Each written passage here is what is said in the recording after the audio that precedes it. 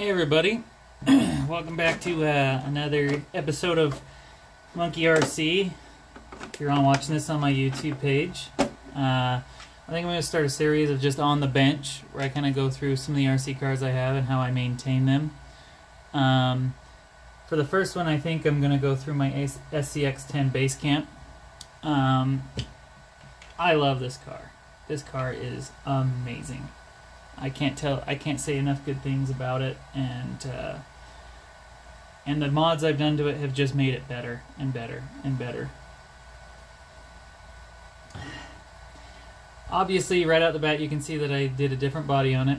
The original one that I got, they were supposed to send me the gray, but I ended up getting blue, and it was still a very pretty truck. Don't get me wrong, I liked it, but camera captured it better than it did in real life. I felt like this, in person, the blue was kind of like, I don't know, it just wasn't popping enough like I wanted it to. So I went ahead and replaced the body, and I went with a blank. I made it white. Most of my RC cars I go white because it hides the scratches a little bit more, and honestly, I've got a white truck, my wife's got a white vehicle. I just like the look of white with black trim. That's just my personal preference. So I will quickly try to go through some of the mods I did, and then I'll get to how I maintain it. But okay, so new body. I went with a vinyl carbon fiber vinyl wrap for the bed. I took stock links off of I believe this is off the UTB-18. I have a lot of RC crawlers, and I replace all their links, so I always have a pile of them. So whenever I can, these make great roof racks. So when you roll it, catching that, not your nice body.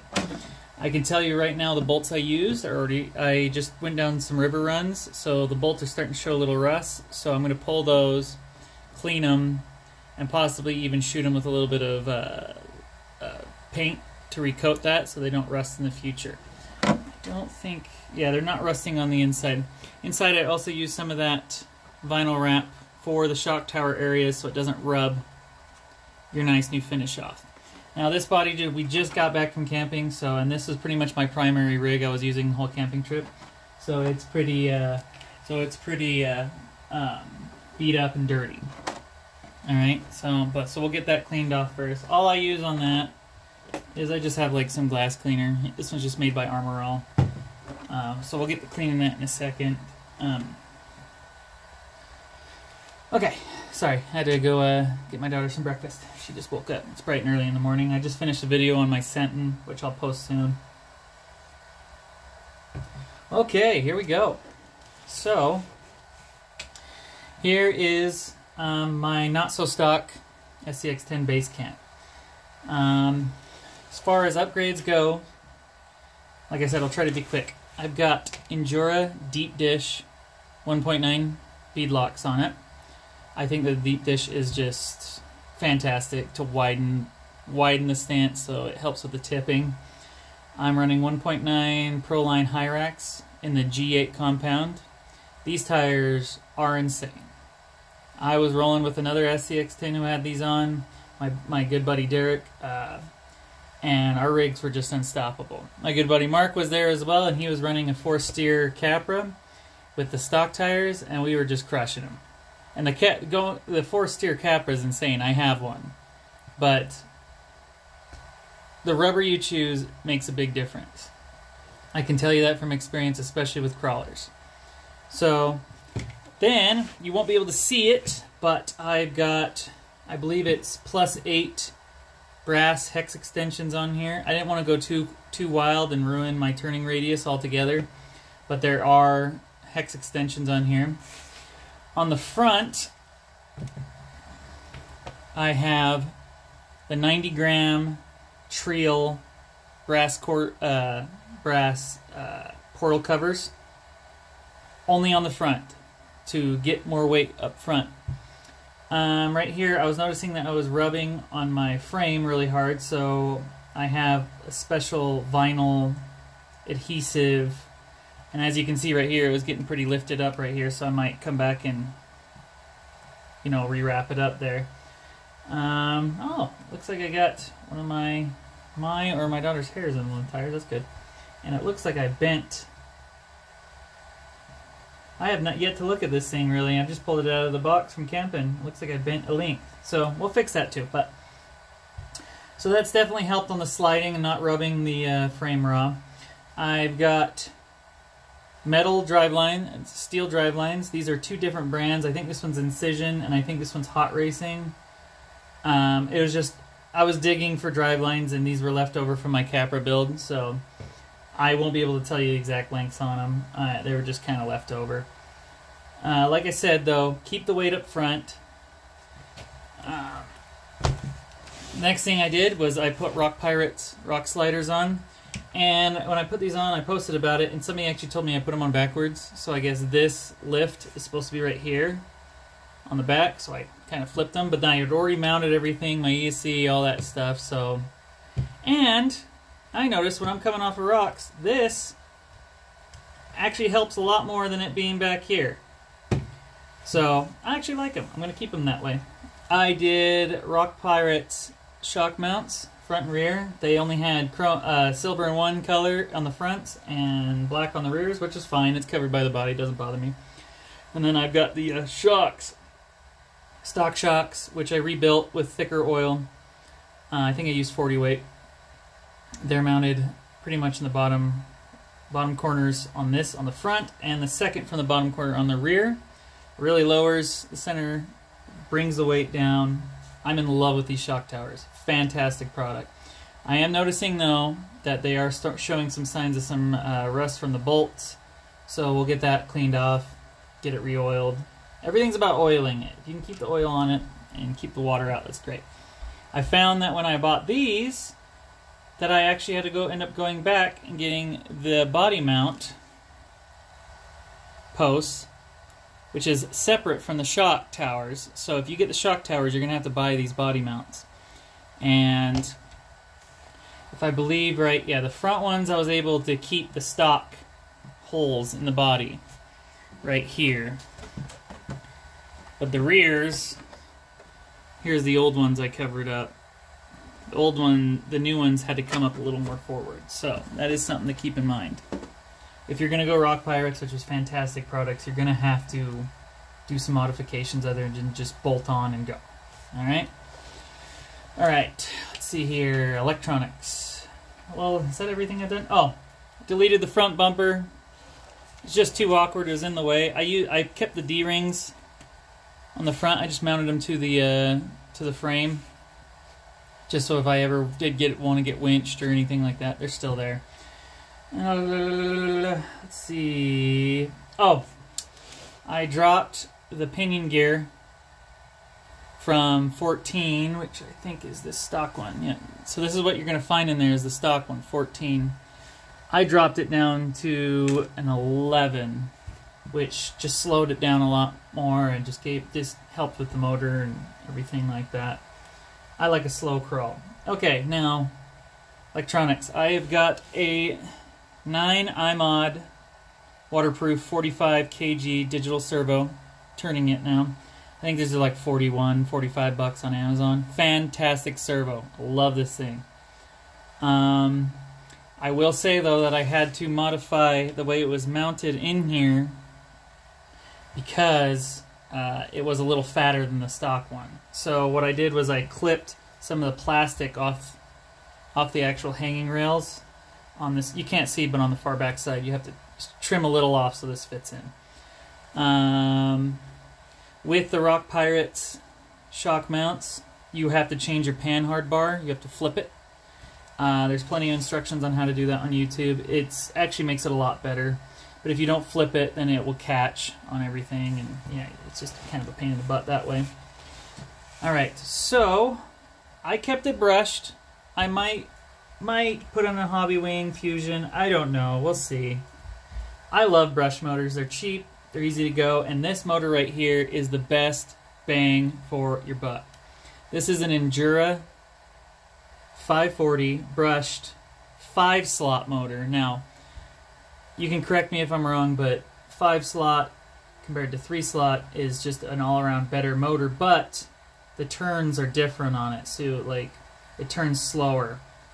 So you want, if you go with like a 3-slot and you're looking at like a 60 turn motor, an 80 turn motor for the slowness, that would be dead slow in this. So I actually run a 28 turn. I think that's what it is. Yeah, 28 turn Endura in here. This motor is 16 bucks. It's under 20 bucks. Holy crap. I love this motor. I'll probably put it in most of my crawlers if I keep them brushed. Fantastic. Can't go wrong. Tons of power, tons of torque. My ESC, I went with a Hobby Wing Quick Run. This Quick On, I remember. But this is the V2 or the G2, I believe, version. I did that, so I actually have, now it comes with a power button, so it's not just plug your battery in and it's on. Now I can control it with a power button, on and off. It's a programmable ESC. It's built for crawlers. This thing is insane. I love this. I'll show you the programmer, how it works. But if you own one of these, the first thing you're going to notice that's going to annoy the living hell out of you with this car, how it's set up stock, is the reverse. I know a lot of people want to talk about drag brake and all that stuff, but I'm going to tell you right now, most stock RC crawlers go way too damn fast in reverse. It's annoying, right? And there's no setup on the stock remote. It's just all the throttle control is 100%, 75, 50% on the forward. It's not on the rear. So what you do is you get one of these nice program cards, which plug in up here, and then this will plug into your ESC to power it up. It won't allow anything else to go, and then you can go through and select your values on it. And one of the values, I have it right here. So this is, that came with the ESC, all your information of what you want. So running mode, battery type, cutoff voltage, initial start force, how much you want, max forward force. Okay, most people keep it at 100%, and then you can tune it down with the stock remote. That's what I'm doing right now. And then the max reverse force. Holy cow, right here. I have it set down to 50%, or I think I just tried 50%, and I still felt like maybe it was a little too quick, so I think I took it down to 25%. So when I can reverse in a pinch, it's slow. I'm not popping off the end of a rock. It is a huge difference. And then, initial brake force, drag brake. The drag brake is, you always set that up pretty damn fast, pretty damn high, 100% I have mine set up. Neutral range, start mode punch, let's see, BEC voltage. So this is another great one. When you want to start upgrading your servos, your turning servos, you have to pay attention to the voltage that they're coming, because some of them are now coming in at high voltage. So you have to sit there and send more voltage to your servo than sometimes your stock ESC is even willing to give it, and you can't program it. And which can shorten the life of your servo. It's not going to get the juice and the punch you're expecting when you're paying for these expensive servos. So you want to be able to tell it what it can and can't do. So on the G2, you have a 6 volt, 7.4 volt, and 8.4 volts. Excuse me. Mine is high voltage, so I have it actually set all the way up to 8.4, and that helps a lot through those tough crawling spots. And then when you're done with that, you just hit OK when all your settings are done, and then you can unplug it, turn it off, turn it back on. She's ready to go. But that has been a huge upgrade for this. And let me tell you something, you don't need to spend $1 million on brushless and all this crap.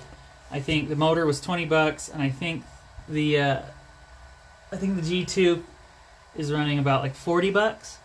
So for under 80 bucks with shipping and everything, you have dramatically increased the performance of this thing. Especially, and these are even like $6 themselves, drop that gear from 14 to 11. You will thank me later. The heat itself will be reduced. It's nice. Okay, what else do we got?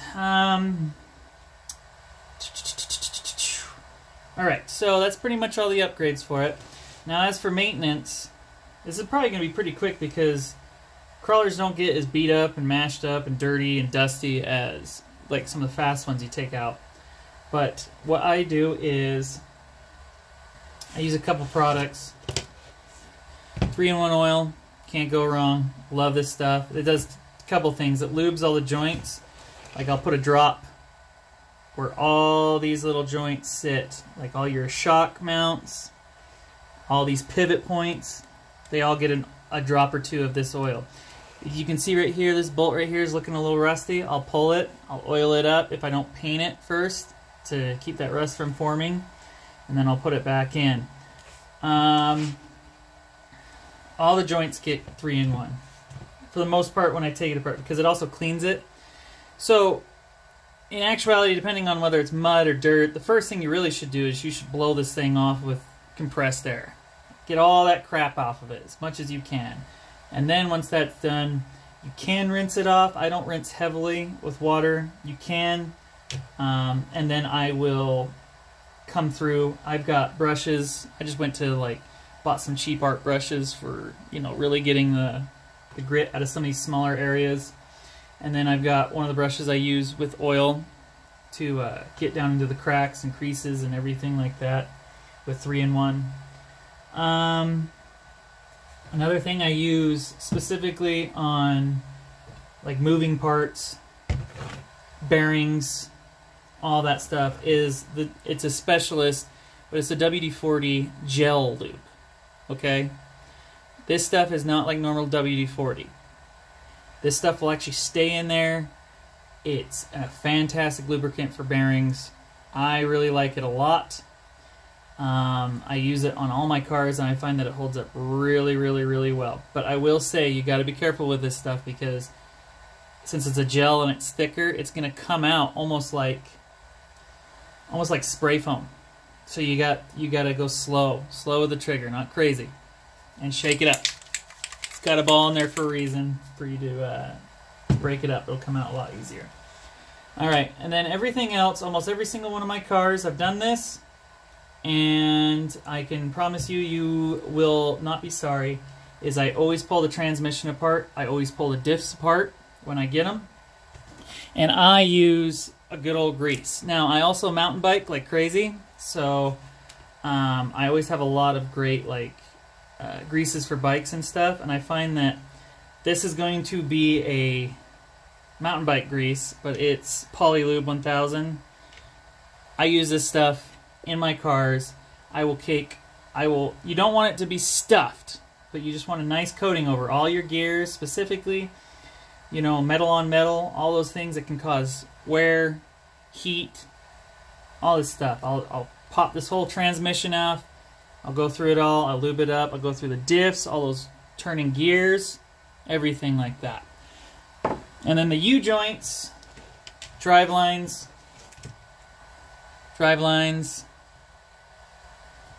all the axles, I will use the gel lube. Alright?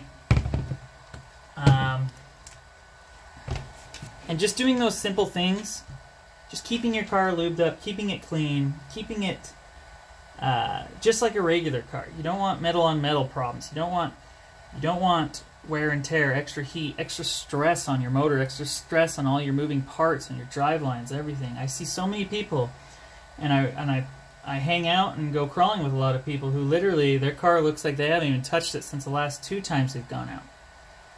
And their car is not performing as well. It's not doing what it needs to be doing, and they're constantly looking at my car going like, wow, man, that's awesome, and they think, what mods have you put on it? What mods have you put on it? Because they think as long as they mod it, it's going to get better. I'm telling you right now, mods do help. They do help. They can get you certain results of certain things that you're finding wrong with your car. But I'm telling you right now, the best thing you can do with your cars is maintain them. You spent the money on them. You spent all this money on them. And even if you're like me, and you probably fought with your wife a couple times to justify buying this thing, right? You already have this many and this, why can't you just use the other one? I've been down that road, okay? I can tell you right now, it's worth the investment to take care of your stuff. Because it's going to last longer, you're going to be happier with it, and it's part of the hobby. This is a hobby. This is something you dive into. They have made axial track, all the companies, they have made their cars to be worked on. So work on them. Alright, sorry, that's my preach for the minute. Last thing I guess I could mention I did, free mod, take the battery tray out, the back one, and then I zip tied a, oh my gosh, I can't really see it. I zip tied the wrench that came with it, the stock wrench. I zip tied it right up there so if I ever need it. And it also comes with a spare body mount clip. And I just put that on that one of the screws for where the battery tray sat. So if I'm ever in the pinch, out in the field or whatever, doing my thing, I got that. I forgot my tool. Can't get the tire off. Blah blah blah blah blah. Yeah, that's pretty much it, I think. Push the back bumper in all the way. I clipped the body. I absolutely hate how stock these just rub like crazy. So you're going to be doing a lot of clipping. Yeah, this body needs to get cleaned. But I think this is about as far as I'm going to go with it.